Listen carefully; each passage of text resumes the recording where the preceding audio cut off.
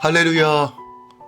우리 주 여호와 하나님, 만왕의 왕 예수 그리스도, 우리와 함께 하시는 성령님을 높여드리고 찬양합니다. 오늘 이 아침에 주님이 우리와 함께 하심이 날마다 경험되어지고 매 순간마다 주의 음성을 따라 걸어가는 이 아침 되기 원합니다. 1월 19일 목요일 아침 예배 성삼위 하나님께 올려드립니다. 오늘 하나님의 말씀은 마태복음 9장 1절부터 8절까지입니다. 마태복음 9장 1절부터 8절까지입니다. 예수께서 배에 오르사 건너가 본 동네에 이르시니 침상에 누운 중풍병자를 사람들이 데리고 오거늘 예수께서 그들의 믿음을 보시고 중풍병자에게 이르시되 작은 자야 안심하라 내 죄사함을 받았느니라. 어떤 서기관들이 속으로 이르되 이 사람이 신성을 모독하도다. 예수께서 그 생각을 아시고 이르시되 너희가 어찌하여 마음에 악한 생각을 하느냐. 내 죄사함을 받았느니라 하는 말과 일어나 걸어라 하는 말 중에 어느 것이 쉽겠느냐. 그러나 인자가 세상에서 죄를 사하는 권능이 있는 줄 너희로 알게 하려 하노라 하시고 중풍병자에게 말씀하시되 일어나 내 침상을 가지고 집으로 가라 하시니 그가 일어나 집으로 돌아가거늘 무리가 보고 두려워하며 이런 권능을 사람에게 주신 하나님께 영광을 돌리니라. 아멘. 하나님의 말씀입니다. 예수님께서 본 동네에 이르십니다. 그리고 그때 사람들이 중풍병자를 데리고 오죠. 예수님은 그들 데리고 이들의 믿음을 보시고 중풍병자에게 내 죄사함을 받으라 라고 명하십니다. 당시 서기관들은 이를 보고 주님께서 신성모독을 행한다 라고 여겼어요. 하지만 예수님은 죄사함의 권능이 자신에게 있음을 선포함으로써 중풍병자를 고치시고 있는 것이죠. 예수님께서 사역의 중심지로 삼으셨던 가버나움에 이르렀을 때 한 중풍병자를 고치신 사건이 기록하고 있습니다.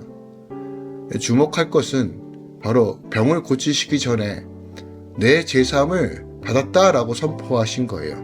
그 다음에 병을 고쳐주셨어요. 그러니까 이러한 예수님의 태도를 통해서 서기관들은 분명하게 잘못 인식하고 있죠.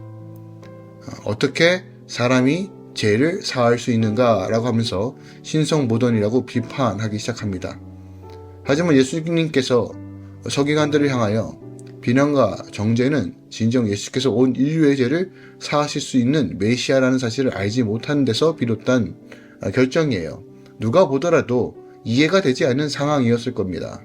이 갈릴리 출신의 어떤 사람이 와서 말씀을 가르치는데 치유와 능력이 있는 것은 좀 알겠는데 이 죄를 사하는 명령을 통해서 그들은 혼란스러웠을 거예요. 하지만 주님은 자신에게 어떤 권세와 능력이 있는지를 분명하게 말씀하고 계십니다. 그리고 예수님께서 서기관들의 면전에서 일부러 그와 같이 하신 것은 자신이 세상에 오신 이유가 사람들의 육신적 질병을 치유하는 것보다 궁극적으로 영혼을 살리기 위해 죄로부터 구원하시기 위한 사실을 분명하게 강조하고 있는 거예요. 그러니까 예수님께서는 먼저 죄사함을 선포하시고 사람들이 생각할 때 죄사함을 선포하시는 것보다 더 어렵다고 여겨지는 중풍병자를 고쳐주심으로 당신이 인간의 죄의 문제까지도 해결할 수 있는 참된 메시아임을 보여주고 계시는 것입니다. 오늘 본문은 우리가 이 관점으로서 이 본문을 이해해야 됩니다. 그렇다면 오늘 본문을 통해서 우리가 더 본질적으로 보아야 하는 질문과 그리고 진리의 말씀은 무엇일까요? 2절 말씀을 함께 살펴보겠습니다. 2절에 보니까요, 주님께서 침상에 누운 중풍병자들 사람들이 데리고 오자 그들을 향하여 안심하라 죄사함을 받으라라고 선언하시는데 주님의 이런 선언은 중풍병자에 대한 치유의 선언이기도 했죠. 그런데 우리는 여기서 주님께서 직접적인 치유 선언이 6절에 있다는 것을 압니다. 그렇다면 왜 죄사함을 선언하셨는지에 대해서 우리가 주목해야 돼요. 주님의 이 죄사함 선언은 당시 서기관들이 주님을 신성모독으로 여길 발단을 만들기도 합니다. 물론 우리 예수님께서는 죄사함을 선언하신 것은 당신에게 그 권세도 있다는 것을 드러내기 위한 목적입니다. 예수님께서 치유의 선언을 죄사함의 선언으로 대신한 것은 매우 우리에게 중요한 사실 하나를 가르칩니다. 그것은 중풍병자의 질병이 죄와 관련이 있다는 것이었어요. 물론 모든 질병이 죄와 관련되어 있다라고 얘기할 수는 없지만 오늘 그의 영혼보다 그의 죄를 사하는 것이 본질적 치유라는 것을 우리에게 가르쳐 주시기 위함이에요.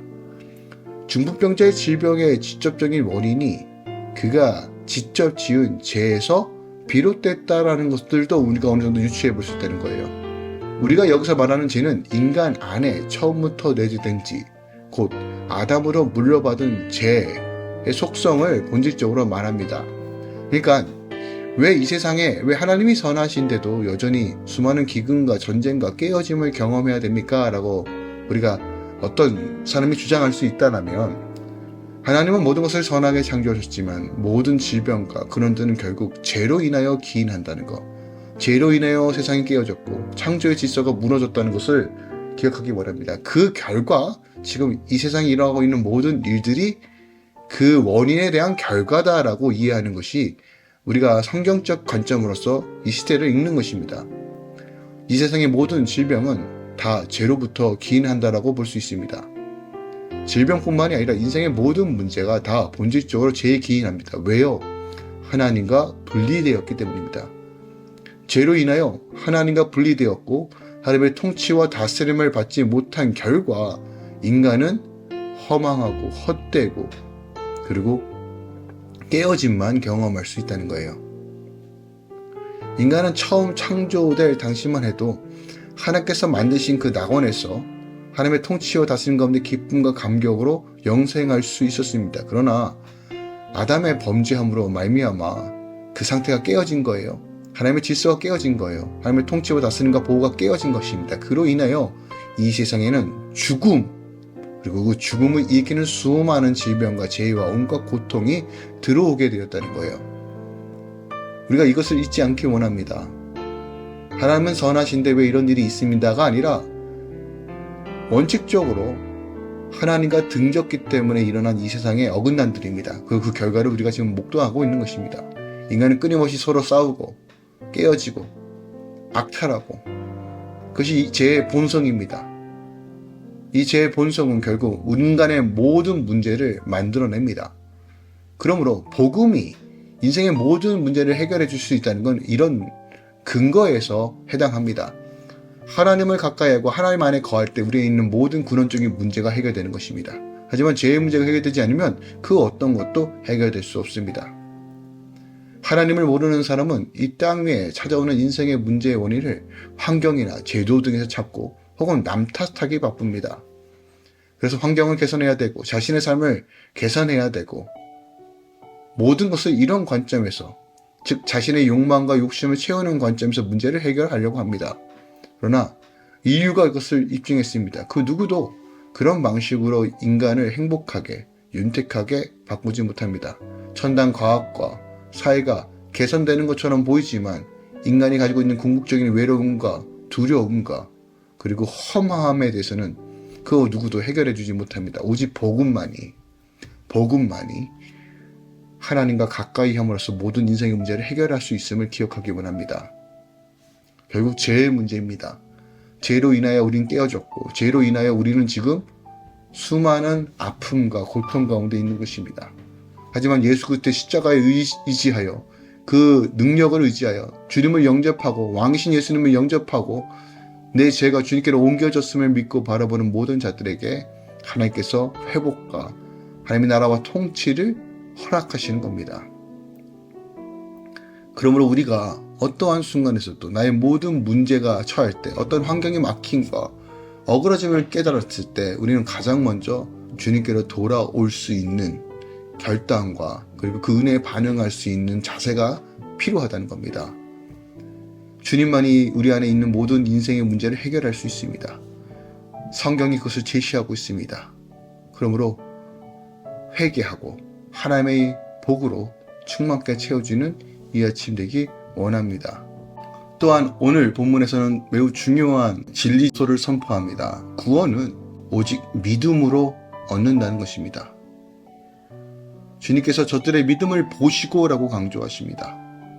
주님께서는 당신에게 나아온 저들의 믿음을 보시고 그 중풍병자들의 제사함을 선언하십니다.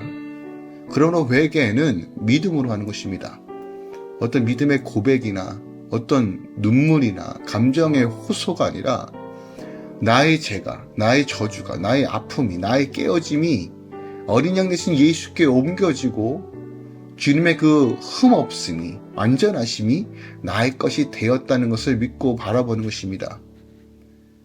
이 땅에서의 죄 문제를 이 땅의 방식으로 풀 수 없습니다. 오직 죄는 누군가 대신 짊어져야 합니다. 그러므로 예수께서 대속물이 되셨고 어린 양이 되셔서 세상 죄를 짊어가는 그 어린 양에게 내 죄를 믿음으로 옮기는 것입니다. 이게 회개입니다. 그렇다면 내 죄를 주님께 믿음으로 옮긴 자의 삶은 무엇입니까? 회개의 삶을 사는 것입니다. 돌이킴의 삶을 사는 것입니다.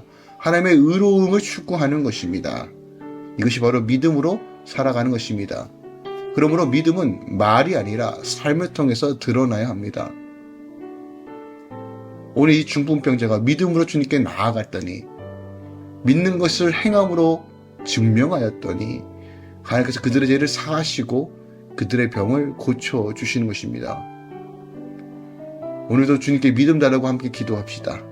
믿음으로 나아가길 사모합시다. 하나님께서 그 믿음 가운데 하나님의 은혜와 은총으로 충만하게 채워주실 것입니다. 기도하겠습니다. 사랑하는 주님 감사드립니다. 오늘 제사함을 받았던 이 중풍병자들을 기억합니다.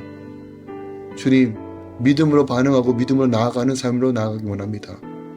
삶이 막혀있고 뚫어지지 않는 그 모든 상황에서도 나의 주, 나의 하나님을 바라보며 오늘도 믿음으로 걸어갈 수 있는 은혜를 허락하소서. 특별하게 가정과 다음 세대들 가운데, 직장과 삶의 영역 가운데 하나님의 역사하심을 보게 하소서. 주님 감사합니다. 모든 영광 주님께 올려드립니다. 이제는 우리 주 예수 그리스도의 은혜와 우리 하나님 아버지의 놀랍고 지극하신 사랑과 성령님의 내주셨던 충만 역사하심이 이제부터 영원까지 함께 계시길 축원하노라. 아멘.